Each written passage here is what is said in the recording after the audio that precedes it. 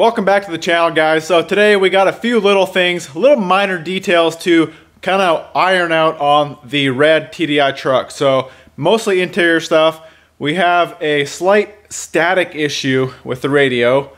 I need to adjust the tach, and I still haven't figured out my check engine light. So when I put the truck together originally, when I wired everything in, my check engine light was backwards. It was basically flipped. When there was no codes in the ECU, I would get a check engine light, and then as soon as I would get a code present in the ECU, the light would turn off. So we need to switch that signal basically. You could possibly use a relay to switch that signal, but I think that draws way too much current for the ECU, and I think you'd fry your ECU. So I found a little fix for that. No, I did not design this circuit. I am not that smart, especially with electronics, but I'm gonna show you guys what parts I'm using, how to use it, how to wire it, and hopefully it'll work. So this circuit was designed by a couple guys on the TDI Club online, the online forum. Alchemist, I think that's how you say his name, and then Jimmy Bryant. He's also been helping me on the TDI Swapped Facebook page, so he's on there. Extremely smart guys, way over my skill level. I have no clue about this kind of stuff with electronics, so we're gonna do what we can, and hopefully we can get this check engine light working. I think what I'll do first is try to fix this radio issue. So I basically bought a filter, a noise filter that we're gonna have to wire in to the radio, see if that fixes anything. If not, I really don't know what's going on. It could be, I guess, something with the head unit, but it's just like staticky. It's not very clear at all. So it's a brand new head unit, brand new speakers. It should be crystal clear. So there's got to be some sort of interference. So I got a noise filter. I'll show you that right here, and then I'll also show you the pieces for that check engine light. So this is a little 10 amp noise filter. It just wires in to basically the power to the radio, and it's kind of like a ground loop. I don't know exactly how it works, but we're gonna wire that in and try that. And then as far as these other pieces for the check engine light, so this little guy here is called a bipolar transistor, and then we have a resistor here. So I'll show you exactly how to wire this. We got to put 12 volts to one side, ground one side, and then power, 12 volt switch power through the resistor into the base of this transistor, and then that goes to the ECU, and then one of these pins goes to the bulb on the cluster. So I'll go in depth with that when we get that far. So first, let's get this installed and see if we can figure out this issue with the radio.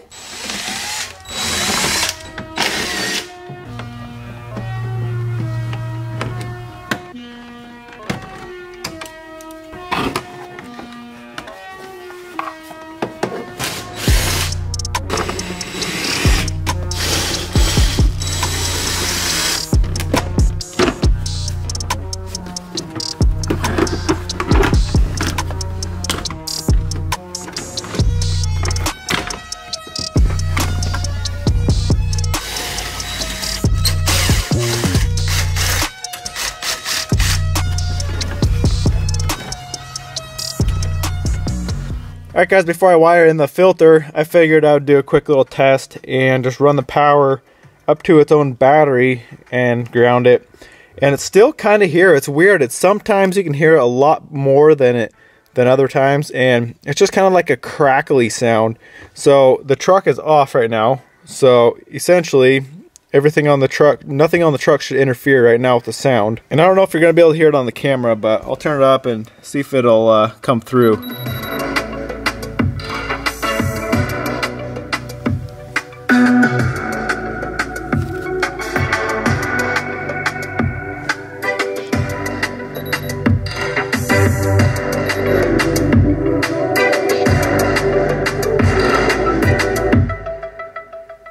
So I don't know if you could hear that coming through the camera. It's still just a little bit crackly. I don't know if it's something to do with the head unit. So I think what I'm going to do is wire in that filter and try that. If that doesn't do anything, I really don't know. I might hit up, this is a Pumpkin radio. I might hit them up, ask them if they have any ideas on what could be going on. But either way, let's wire that in, and then let's tackle this tach and check engine light.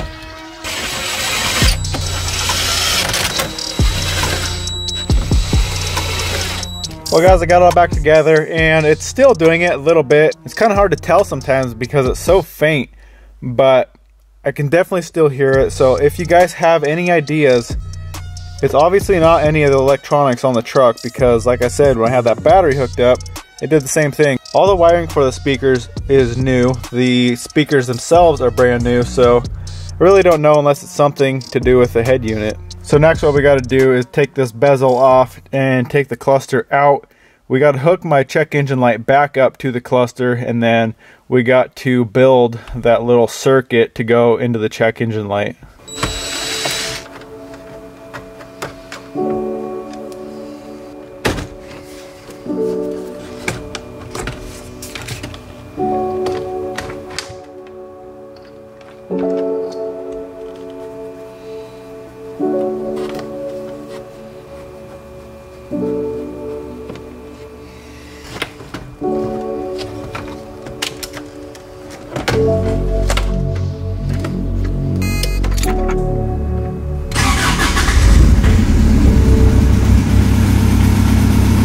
So I got the check engine light hooked back up. You can see the light is lit up, and we'll go into VCDS and show you that there's no codes on the ECU right now.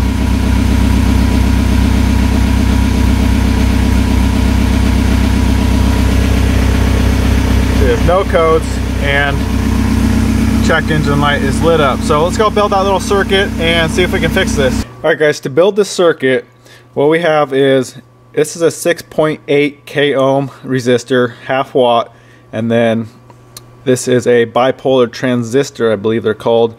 So the part number is, I believe, 2222A. I'll have this linked, I'll have both of these linked in the description if you want to check them out, if you are trying to build something like this. So basically what we got to do, there's 3 pins on this transistor. We have, from left to right, we have the emitter, the base, and the collector.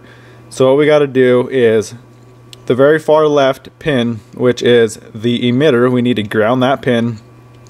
The middle pin is the base. So what we need to do is add a switched 12 volt power source through the resistor into the base, and then the base is also going to run from here to the ECU, and that is pin 24 on the ECU, I believe. Don't quote me on that, you'll have to double check. I can't remember exactly, but I believe it's pin 24 on the Volkswagen ECU.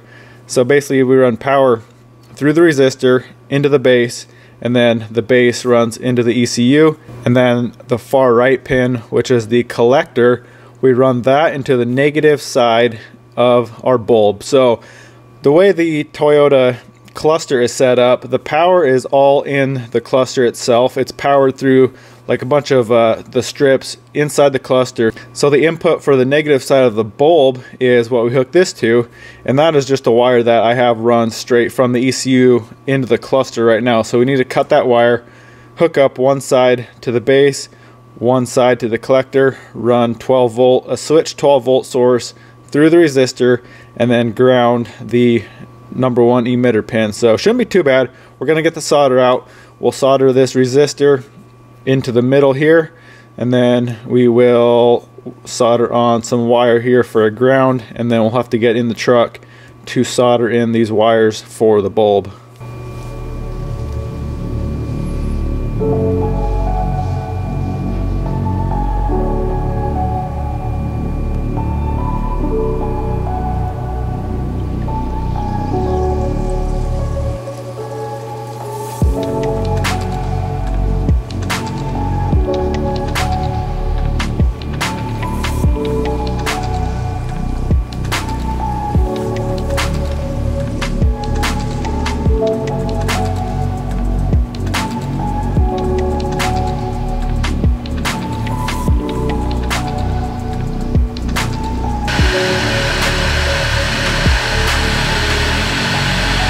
We're most of the way done with this thing. So we got, I pulled the wire, I cut the wire and pulled it out of the cluster for the bulb. So I got that soldered on here. We got the resistor soldered in. So now all we got to do is find a 12 volt switch power source for this side of the resistor. Then we plug this into the bulb, we ground this side, and this green wire I'm going to splice back into the original wire that runs back into my ECU. So let's get in the truck, find a 12-volt power source, and hook this thing up and see if it works.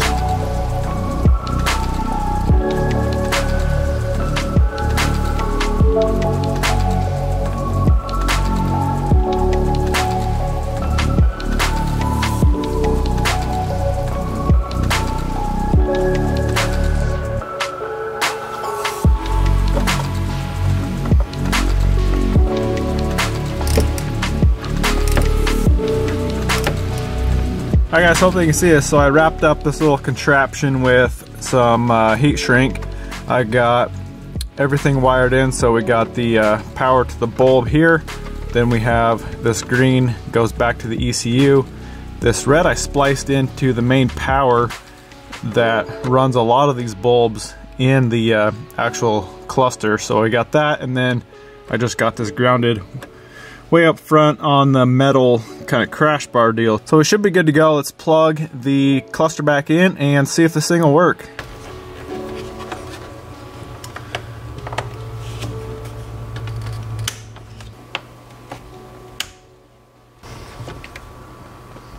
Well, let's see what it does. So before it would automatically turn off, now it's staying on. Let's fire it up and see if it goes off. There we go. Check engine light is off. So now I'm gonna go unplug something to throw a code for the ECU, and we'll see if the check engine light will come back on. Well guys, I got codes on the ECU. I unplugged a couple things, and the check engine light is still not on, so not sure what's going on here. Well guys, I'm kind of lost on this whole check engine light. So when I originally built the truck, I was messing around with it, trying to get it functioning as it should, and it wasn't working, and now it's still not working. So the way this check engine light is supposed to function, one side of the bulb inside the cluster has 12 volts, and then the ECU should supply a ground to illuminate that bulb when there's a check engine light or when there's a code present on the ECU. But it's not grounding at all. I just checked the voltage. When the ECU doesn't send a ground, it's basically a floating signal. So that wire's at like 25 millivolts with no codes. When I pull a connector off, say like the map sensor, when I pull that connection off, I get a code on the ECU, I can see it in VCDS, but my check engine light doesn't come on, and that wire only drops down to like 18 millivolts when it should be a ground. So I'm not sure what's going on, if it's something weird inside the ECU. Obviously the truck runs fine. Obviously the ECU is functioning and it's sending codes, it's storing codes, but for some reason it won't ground that wire to illuminate the bulb. So I really don't know what's going on. I'm doing a little bit of research right now, a little bit more research, and I'm going to try to figure it out, but it's not looking too great. It's supposed to ground that wire and it won't ground it. So I'm really not sure what is going on with it. Alright guys, I got it figured out. So I have the N75 unplugged, and if the reflection would move, I got a check engine light. So it is functioning like it should. So you can see, I didn't do anything. I didn't change anything at all. All I did was unplug the N75 and I started it up. I shut it off and I cycled the key a couple times. So talking to Jimmy, he's claiming that the ECU kind of has to verify that it actually has a code, DTC, by cycling the ignition a couple times.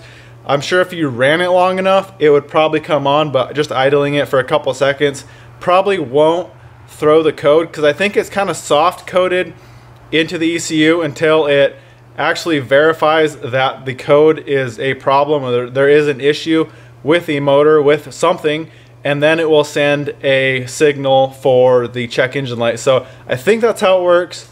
It is working like it should now, so that little contraption we built is doing its job. So I'm very happy about that. So now I'm just going to button everything back up, heat shrink everything, and we should be good to go for that light. So another thing I just noticed, I turned it off and fired it back up. You can see it came on.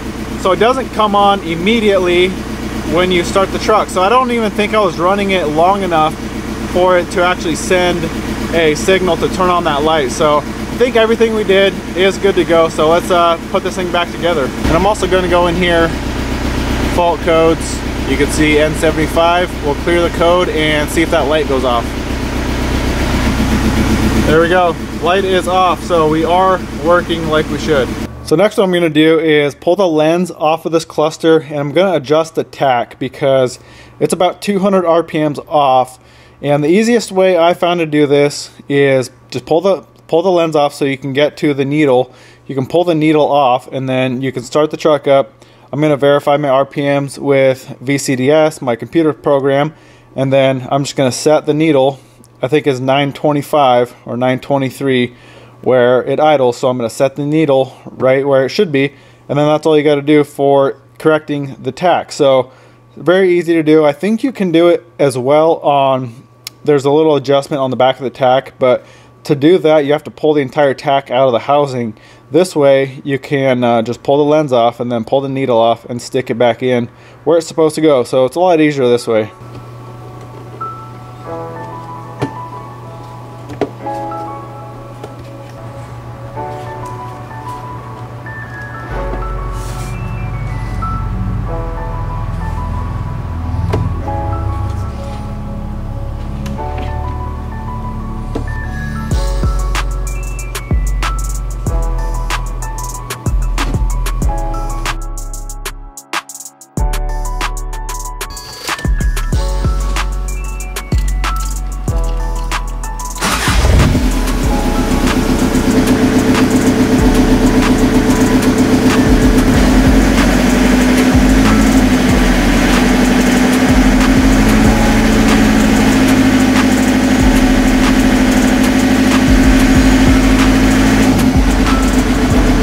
Just like that, guys, you can see it's just under 1,000 RPMs, and my VCDS shows 924, so very, very close to where it should be, and should work no problems.